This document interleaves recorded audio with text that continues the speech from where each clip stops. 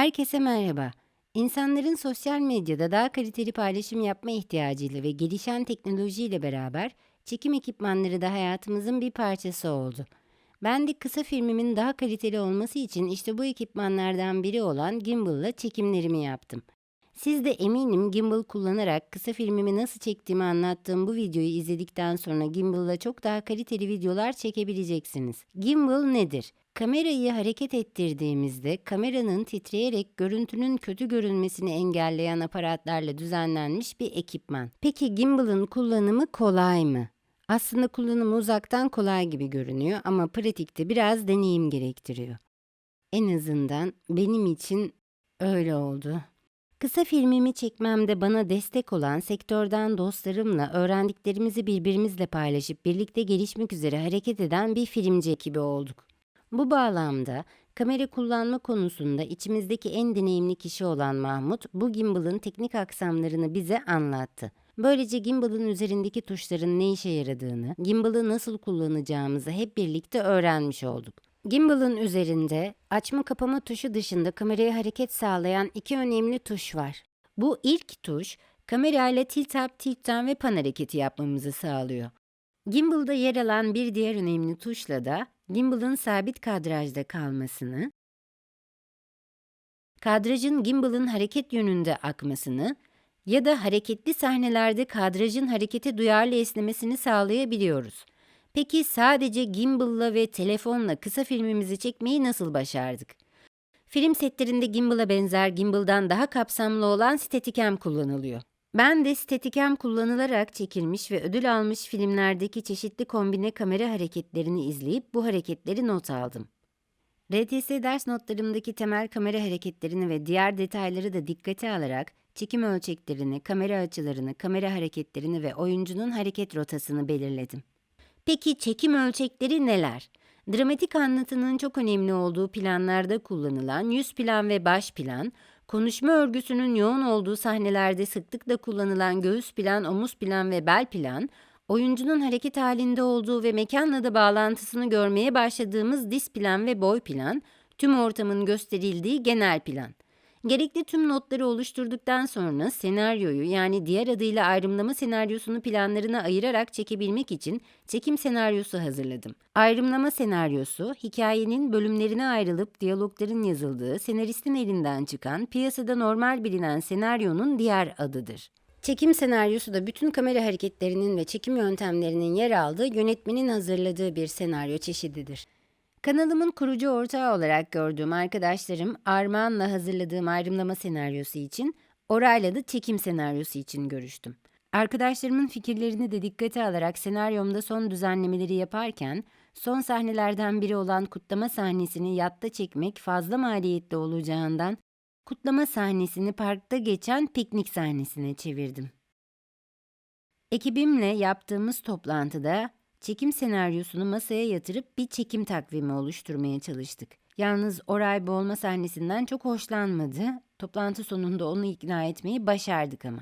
Zehra dışında tüm ekip kısa filmde rol de aldığımız için benim oynadığım sahnelerde ekibimin uygunluğuna göre kim ne zaman kamerayı kullanacak karar verdik. Ben, Oray, Mahmut, Zehra ve Naim sırasıyla sahneleri paylaştık. Storyboard hazırlayamadığım için çekim senaryomdaki planların nasıl olmasını istediğimi anlatmak için oynadığım sahneler çekilirken ben önce bir örnek çekim yaptım ve sahnenin nasıl olmasını istediğimi storyboard yerine video ile anlattım. Peki çekimlerimizde bize yön veren çekim senaryosunu hazırlarken RTS ders notlarımdan dikkate aldığım en temel kamera hareketleri hangileriydi? Tilt up, tilt down, pan ve switch pan, dolly in, dolly out, track hareketi, pedestal. Kameranın tekerlekli dolly ekipmanıyla ileri veya geri hareketine dolly hareketi deniyor. Dolly in'de hareket ileri yönlü yapılırken dolly out'ta geri yönlü yapılıyor.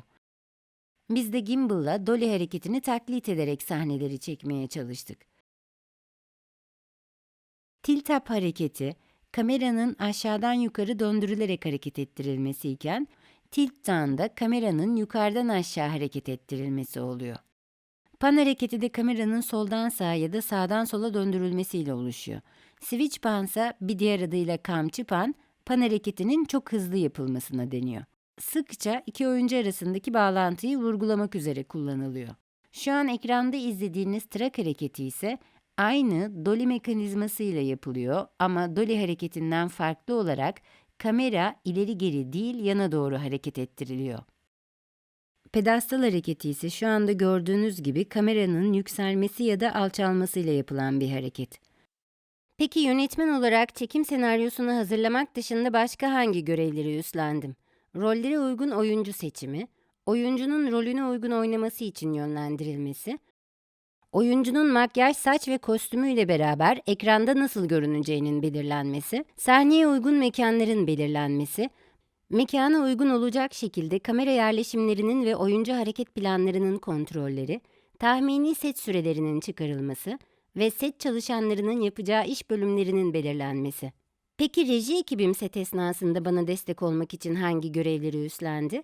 Sete gelen oyuncunun ezberinin kontrolü, çekim planları arasındaki devamlılık takibi, her planda çekim senaryosunda yazan yönergelerin takibi, oyuncunun saç, makyaj, kostüm ve diğer unsurlarının yönetmenin istediği şekle uyup uymadığının kontrolü. Rejinin görevi ezber takibi. Sahne çekimine girmeden önce Zehra, oyuncum Gökçe'nin ezberini kontrol edip ona İtalyan prova aldırdı. İtalyan prova, bütün repliklerin duyguya girmeden hızla akıtılmasına deniyor. İtalyan provada oyuncu repliklerini unutursa reji sufle vererek ezberi tamamlamasına yardımcı oluyor. Rejinin görevi devamlılık takibi.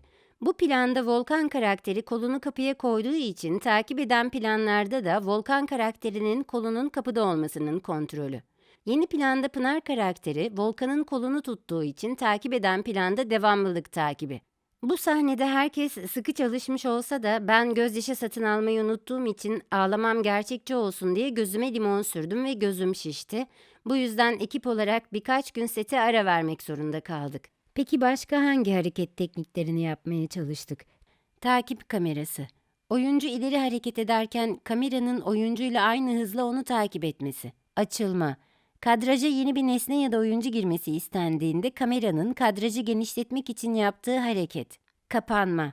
Oyuncu daha yakından gösterilmek istendiğinde diğer unsurların kadrajdan çıkarılması için kameranın yaptığı hareket. Kombine kamera hareketi iki hareketin arka arkaya uygulanmasıyla oluşuyor. Biz de bu sahnede kombine kamera hareketi yapmaya çalıştık. Telefondan dolly out hareketiyle uzaklaştıktan sonra açılma hareketiyle diğer oyuncunun kadraja girmesini sağlamaya çalıştık. Yavaş kaydırma. Kamera oyuncuyu takip ederken oyuncunun kameranın 2 katı hızda ilerlemesi ve kamerayı geçmesi ya da denk gelmesi. Bu sahnenin prova çekiminde kameranın yerleşeceği noktayı ve Mahmut'la aynı anda kadraja gireceğimiz noktayı belirlemek için birkaç deneme çekimi yaptık. Kadrajda Mahmut'la denk geldiğimiz noktada ikimizin de göz planda olmasını istediğim için sahnenin sonundan başına doğru geri çekim yaptık. Ve sahne başında beyaz arabanın yanında duran Mahmut kadrajda çok küçük kaldığı için kamerayı beyaz arabaya biraz daha yaklaştırdık. Aynı şekilde buluşma noktamızı da beyaz arabaya yaklaştırdık. Böylece gerçek çekimde Zehra sahneyi doğru bir şekilde çekmeyi başardı. Dönerek bakma. Oyuncuyla aynı yöne bakan kameranın oyuncuyla aynı anda dönmesi. Ve işte tokat sahnesi. Başta Oray bana vurmaya çekindi. Naim'le tokat atma ve tokat alma provası yapsa da başarılı olamadık. Oray'ın bana tokat atması için ısrarlı davrandım ama iş ciddiye binince... Sonra bu sesi ekleyeceğim. Gördün mü? O kadar kedi sevdim. İter gibi, önemli değil. İter gibi vur. İter gibi, Gel, itiyorsun. Ben oraya iter gibi böyle yap. Yönetmen istiyor, vur abi. Yönetmen istiyor, vur abi. İş ciddiye binince biraz korktum. Sanırım bu sahneyi çektikten sonra Volkan karakterini öldürmeye karar verdim. Sizce Oray bana tokat attı mı? Şaka bir yana Oray bana tokat atmadı. Hafifçe beni itti. Ben de edit yaparken tokat sesi ekledim. Çarpışan kaydırma. Kamera oyuncuya doğru ilerlerken oyuncunun da aynı anda kameraya doğru ilerlemesi. Ben de bu planda çarpışan kaydırmayı farklı bir şekilde yapmaya çalıştım. Ve tüm çekimleri yaptıktan sonra yorucu geçen editleme işleminden sonra kısa filmimi paylaştım. Ve kısa süre içinde 1000 izleme aldığımız için bir kutlama pastası kestik. Bizi izleyip takip ettiğiniz için filmci ekibi olarak teşekkür ederiz.